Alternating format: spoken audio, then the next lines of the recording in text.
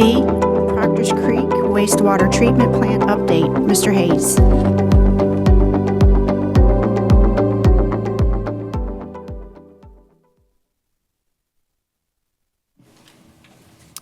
Mr. Chairman, members of the board, Dr. Casey, it's my pleasure today to provide you a very brief update on a project you have on your consent items tonight. It's the award of the Proctors Creek Wastewater Treatment Plant Equalization Basin Screening and Grit Facility Project.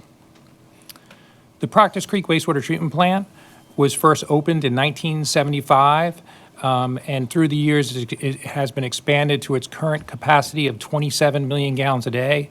The project before you tonight is the first phase of a multi-layered master plan to expand that facility from 27 million gallons a day to 54 million gallons a day, doubling the size of the facility and providing our residents over 90 years of future wastewater capacity. The project consists of basically 4 components. The first component you can see on the upper left portion of your screen is hydraulic improvements to our existing fine screen building.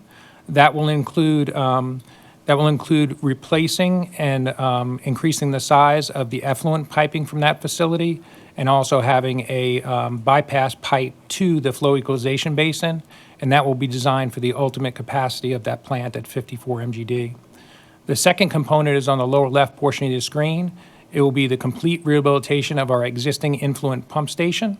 That pump station will be completely rehabilitated, including rehabilitating the existing 8 wastewater pumps. We'll be inserting new impellers in those pumps, larger impellers, so that we can pump more wastewater. Also, the effluent pipe will be relocated and increased in size, again, for the design of the ultimate master plan for that facility. The third component you can see in the middle of the screen, we will be installing a new robust coarse screen and state-of-the-art grit removal facility. That facility will be replacing the existing coarse screen and grit removal facilities we have that have reached their useful life and need to be replaced. And again, that facility will be sized for the ultimate master plan of that plant. And the last component, and the largest component you can see on the lower portion of your screen, will be a massive 12 million gallon flow equalization basin. This will be a very large reinforced concrete basin, the size of a football field, 40 feet deep. This basin consists of actually 3 basins side by side, but the footprint will be so large you could lay down the Statue of Liberty from the base to the torch in the footprint of that basin. Basically, flow equalization.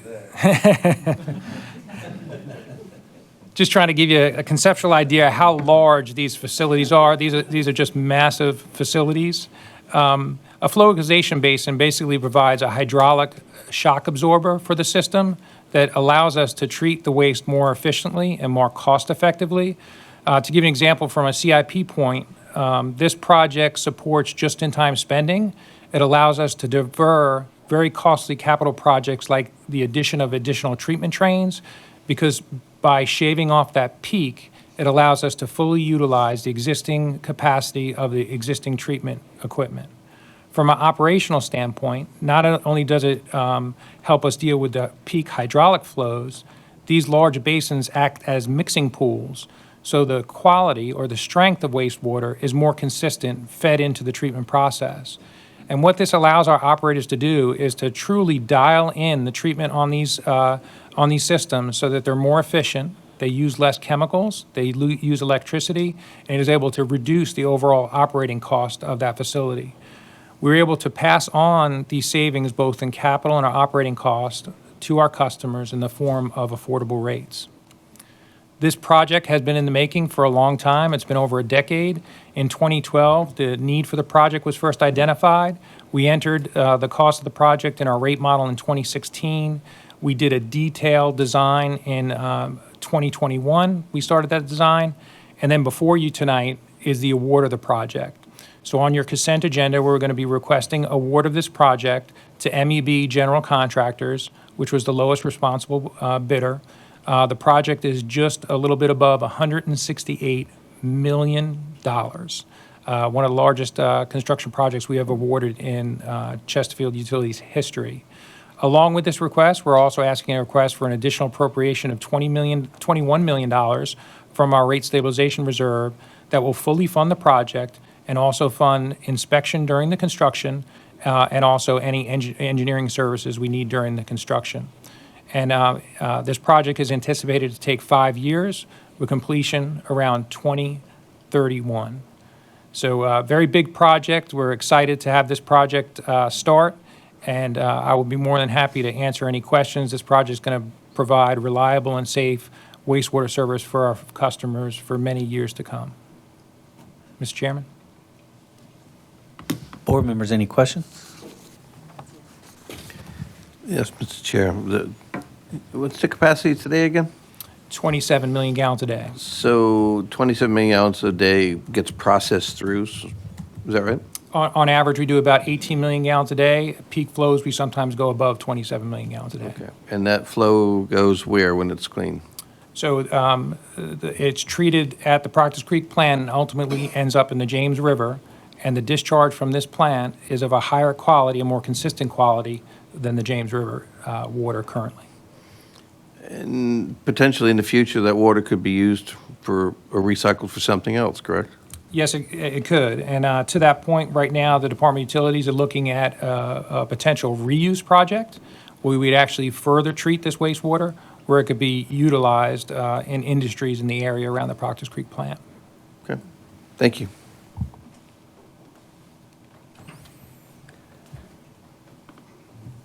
You did say 90-year capacity, right?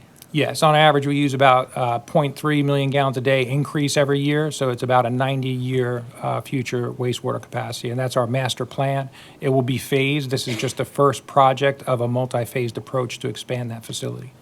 And you said that one of the higher costs that go into the treatment is the chemicals that need to go in, and this will allow us to equalize and put them in at a flow that's consistent so that we don't have to over-treat in a really high volume to make sure that we're not polluting the river. That would otherwise cost us significantly more. Is that correct? That's correct. This flow equalization basin not only shaves off the peak hydraulic capacity, but provides the plant a more consistent strength of waste, allowing us to dial in the treatment to operate it more efficiently. Do you have, I know I should have asked you this before you came, but do you have any idea how many years it'll take for the projected savings to equal the cost of the project? The capital cost is probably one of the largest components.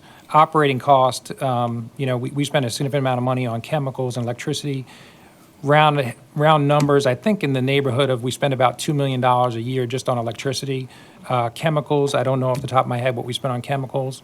I don't know if you have a full return on investment on the total capital cost, but it will definitely reduce the overall cost to treat a gallon of wastewater, and those savings will be passed on to our customers. And again, it could, as Mr. Carroll said, produce as much as, I believe, 15 million gallons a day in additional purple line capabilities. Is that correct? So right now, the treatment plant treats on average about 18 million gallons a day. So you could safely assume you could create a water reuse system of 15 million gallons a day. In the future, as the flow to the plant increases, you could increase that water reuse. And that's something we're looking into very strongly right now is the creation of a water reuse system.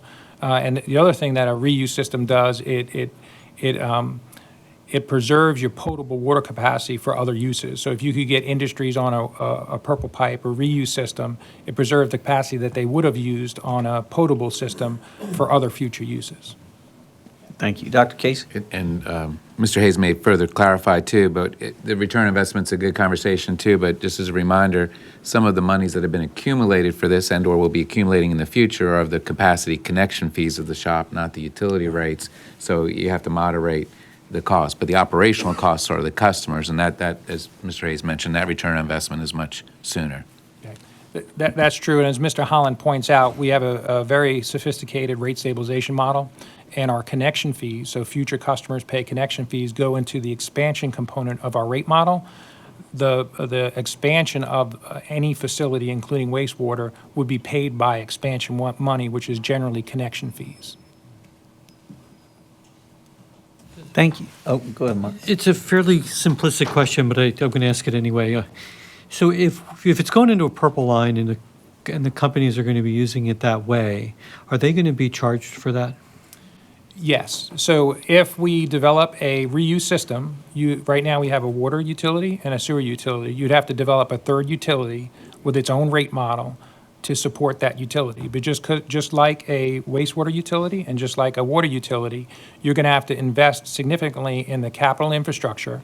And then you're also going to have to, if you want to run the system correctly, put away reserves to make sure when those assets come to the end of the useful life, you have funding to replace those assets.